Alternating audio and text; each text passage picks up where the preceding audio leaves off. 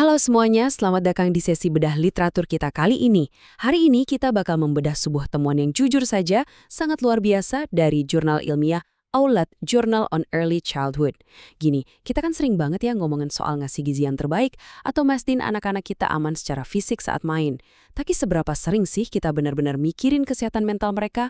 Nah, disinilah sains membawa sebuah fakta yang cukup mengejutkan. Ternyata, Anda sebagai orang tua atau pengasuh itu sebenarnya bertindak layaknya perisai biologis bagi pikiran anak-anak Anda. Kok bisa? Yuk, kita bongkar sama-sama alasannya. Oke, sebelum kita melangkah lebih jauh, coba deh kita pikir-pikir lagi dan bedah sebuah mitos yang udah umum banget di masyarakat. Kita kan sering banget ya nyebut rentang usia 0-6 tahun itu sebagai masa keemasan atau golden age. Di kepala kita, masa kecil itu adalah waktu yang 100% isinya cuma main, ketawa-ketawa, dan pokoknya sama sekali nggak ada beban hidup lah. Tapi pertanyaannya, benarkah masa kecil itu selalu terbebas dari yang namanya stres? Jurnal yang kita bahas ini dengan sangat tegas mematahkan mitos tersebut. Faktanya, anak usia dini itu sama sekali nggak kebal terhadap tekanan. Malahan mereka itu merasakan dunia dengan intensitas yang mungkin jauh melampaui apa yang bisa kita bayangkan. Nah, tahu nggak apa yang paling menarik dari riset ini? Yaitu tentang apa yang sebenarnya jadi pemicu stres buat mereka. Kalau buat kita, orang dewasa, rutinitas harian anak itu kelihatannya sepele. Tapi buat balita, hal-hal ini tuh bisa berubah jadi monster stres yang benar-benar nyata. Coba bayangin ini ya. Masa-masa ingat aturan toilet training, ngerasa panik karena ada teman yang ngerebut mainan favorit mereka di daycare, ikut ngerasain ketegangan pas orang tuanya lagi berantem, sampai, nah ini nih, gempa emosional karena tiba-tiba punya adik baru. Beban psikologis di pundak kecil mereka itu beneran nyata loh. Dan kepedulian terhadap isu ini tuh bukan cuma tren sesatan yang bakal hilang tahun depan. Kalau kita perhatikan datanya, dari tahun 2017 sampai 2024, lonjakan riset dan publikasi global soal kesehatan mental anak usia dini itu meroket tajam banget. Ini ibaratnya, dunia sains internasional lagi bunyiin alarm keras-keras. Ini jadi bukti nyata kalau kesehatan mental balita itu bukan lagi isu pinggiran yang bisa dinomorduakan, melainkan sebuah prioritas global yang sangat mendesak. Ya gimana enggak, fondasi masa depan seorang manusia itu benar-benar dipertaruhkan di tahun-tahun pertama kehidupannya. Terus, sebelum kita bahas lebih jauh, apa sih sebenarnya definisi kesehatan mental buat anak sekecil itu? Jelas ya, ini bukan soal pusing mikirin tagihan bulanan atau stres dikejar deadline kerjaan bos. Jurnal ini mendefinisikannya dengan cara yang sangat membumi dan gampang dimengerti. Intinya, ini adalah kapasitas dasar seorang anak untuk bisa merasakan emosi positif, ngebangun hubungan yang bikin mereka merasa aman, dan yang paling penting, bisa balik bangkit lagi setelah ngadepin tekanan sehari-hari. Jadi kalau anak Anda bisa ketawa lepas, gampang berteman, dan gak meledak berlebihan pas menara balok yang dia susun tiba-tiba rubuh, nah itu dia tanda awal kalau kesehatan mentalnya lagi dalam kondisi prima. Tapi masalahnya gini, balita kan gak bakal tiba-tiba nyamperin kita terus bilang, "Ma, Pa, aku lagi ngalamin stres kronis nih hari ini." Mereka belum punya perbendaharaan kata buat ngungkapin itu. Sebagai gantinya, stres mereka itu bermanifestasi lewat tindakan. Mereka mungkin tiba-tiba jadi super sensitif, gampang banget ngamuk. Atau mendadak nggak mau main sama teman-temannya. Anda juga mungkin bakal lihat ada perubahan fisik, kayak tiba-tiba susah tidur atau mendadak mogok makan. Dan tanda yang paling sering muncul tapi suka salah diartikan itu regresi. Misalnya anak yang tadinya udah pintar toilet training, tiba-tiba mulai ngompol lagi. Ini tuh bukan karena mereka tiba-tiba jadi nakal ya. Ini murni bahasa tubuh mereka buat bilang kalau mereka lagi stres. Jadi, kalau kita ibaratkan stres ini sebagai monster yang terus-terusan nyerang dari segala arah, solusinya apa dong? Nah, di titik inilah peran Anda sebagai orang tua jadi sangat krusial. Berdasarkan attachment theory atau teori keterikatan, kajian ini menyoroti satu hal yang luar biasa. Ternyata pola asuh Anda itulah yang jadi semacam baju zirah tak kasat mata buat sang anak. Anda itu perisai psikologis mereka. Kualitas kehangatan yang Anda kasih setiap harinya adalah pertahanan garis depan yang bakal menangkal badai stres di dunia kecil mereka. Keren banget kan? Tapi, ya sayangnya nggak semua perisai itu diciptakan dengan kekuatan yang sama. Literatur yang kita bedah ini membandingkan dua kutub pola asuh secara cukup tajam. Di satu sisi kita punya pola asuh otoriter, yang tuntutannya tinggi, kontrolnya super ketat, tapi sayang banget, miskin kehangatan emosional. Semuanya cuma muter di soal kepatuhan buta aja.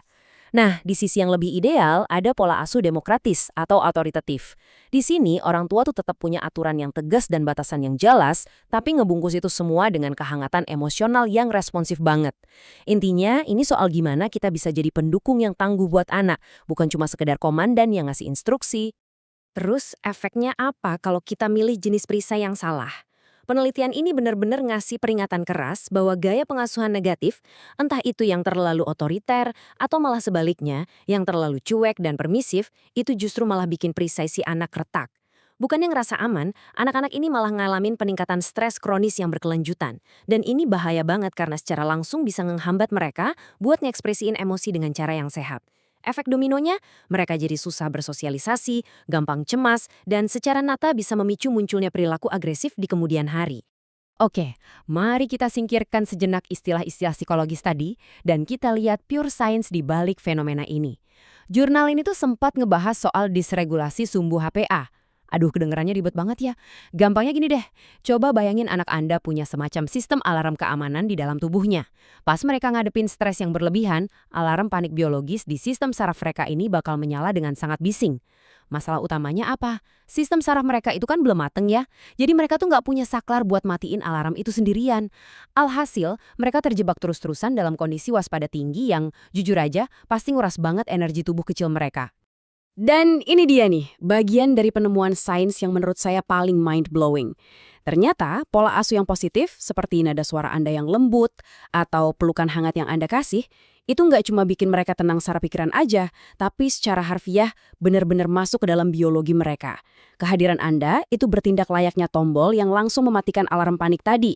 Kehangatan dari seorang ibu atau ayah benar-benar bisa memperbaiki respons sistem saraf anak dari dalam dan pada akhirnya mencegah kerusakan fisik yang bisa terjadi akibat stres kronis. Benar-benar luar biasa kan? Nah, mengingat betapa besarnya kekuatan yang kita punya tadi, gimana dong cara praktis buat ngebangun perisai terkuat ini sehari-hari? Kajian ini ngerangkum 3 langkah taktis yang bisa langsung kita cobain. Pertama, pastiin interaksi harian kita tuh penuh sama kehangatan dan empati. Bikin anak merasa benar-benar dicintai tanpa syarat. Kedua, selalu pelihara komunikasi dua arah yang terbuka. Dengarkan colotehan mereka, sekecil atau seaneh apapun itu. Karena buat mereka, didengerin itu penting banget. Dan yang ketiga, buat batasan yang konsisten tapi tetap fleksibel. Aturan itu perlu biar dunia mereka kerasa aman dan bisa diprediksi. Tapi ya bukan bertujuan buat ngekang jiwa kebebasan mereka. Ada satu poin krusial yang benar-benar harus kita ingat sama-sama nih. Tujuan dari semua pola asuh positif ini bukannya untuk nyiptain sebuah dunia fiksi tanpa air mata, di mana anak kita nggak bakal pernah ngerasain kecewa atau stres. Karena jujur aja, itu mustahil. Tujuan utamanya itu adalah resiliensi emosional. Dengan perisai mental yang udah kita bangun kuat-kuat, saat stres dan tantangan hidup menghantam mereka nanti, mereka mungkin bakal goyah, mungkin bakal nangis, tapi perisai itu memastikan mereka punya kekuatan dari dalam diri untuk mantul kembali dan tumbuh jadi anak yang jauh lebih tangguh. Dari semua data yang numpuk dan konsep psikologis yang udah kita obrolin dari tadi, intisari dari jurnal ini sebenarnya bermuara pada satu kalimat yang sangat indah. Kehangatan dan komunikasi responsif orang tua adalah rumah aman pertama bagi anak untuk berlindung dari badai kehidupan. Di dunia luar yang seringkali terasa terlalu bising dan menakutkan buat seorang anak kecil, ingatlah bahwa Andalah bangunan kokoh pertama yang selalu ngasih mereka ketenangan. Sekarang, sebagai penutup sesi bedah literatur kita kali ini, mari kita refleksikan sebuah pertanyaan yang cukup menggelitik. Semua ilmu dan data yang kita bahas ini kan cuma bakal jadi teori kalau nggak diubah jadi aksi nyata ya. Jadi, setelah sesi ini selesai, coba deh pikirkan sejenak. Bagaimana Anda akan berinteraksi dengan anak Anda hari ini? Kata-kata apa yang bakal Anda pilih? Sentuhan lembut seperti apa? Atau kesabaran semacam apa yang bakal Anda berikan untuk bikin fondasi rumah aman mereka makin kuat hari ini? Jadilah perisai terkuat untuk mereka. Dan sampai jumpa di pembahasan seru kita berikutnya.